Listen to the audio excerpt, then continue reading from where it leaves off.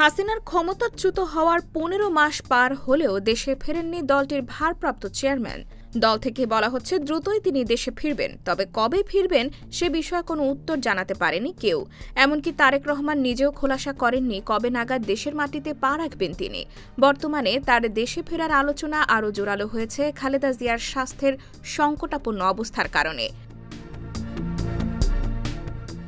দেশবাসী যখন খালেদা জিয়ার সুস্থতা কামনায় দোয়া প্রার্থনা করছেন, তখনও তারেক রহমানের দেশে ফেরার আলোচনা প্রাসঙ্গিক হয়ে উঠেছে। এ নিয়ে ফেসবুকে স্ট্যাটাস দিয়েছেন তারেক রহমান। নিজেই জানিয়েছেন তিনি এই মুহূর্তেও কেন দেশে ফিরতে পারছেন না। তিনি বলেছেন, এমন সংকটকালে মায়ের স্নেহস্পর্শ পাবার তীব্র আকাঙ্ক্ষা তার থাকলেও বাস্তবায়নের ক্ষেত্রে একক সিদ্ধান্ত গ্রহণের সুযোগ অবারিত এবং একক নিয়ন্ত্রণাধীন নয়।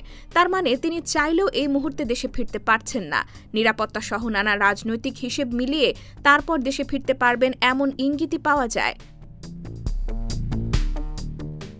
আসলেই এখনো কেন দেশে ফিরতে পারছেন না তারেক রহমান? বাধা বা সংকটটা আসলে কোথায়? এ বিষয়ে বিএনপির যুগ্ম মহাসচিব খায়রুল কবির খোকন বলেন, তিনি কবে ফিরবেন সেই সিদ্ধান্ত একান্তই তার, তবে নেতারা চান তিনি এই সময়ে তার মায়ের পাশে থাকুক। ২১ আগস্ট গ্রেনেড হামলা সহ ডজনকে ডজন মামলা এবং সাজার রায় দেওয়া হয়েছিল তারেক রহমানের বিরুদ্ধে। যদিও সব মামলা থেকে খালাস পেয়েছেন তিনি। দল থেকে বলা হচ্ছে ডিসেম্বরের দ্বিতীয় সপ্তাহে তফসিল ঘোষণার আগেই দেশে ফিরবেন তারেক রহমান। নির্বাচন করবেন বগুড়া ৬ আসন থেকে। IBTV USA, new York.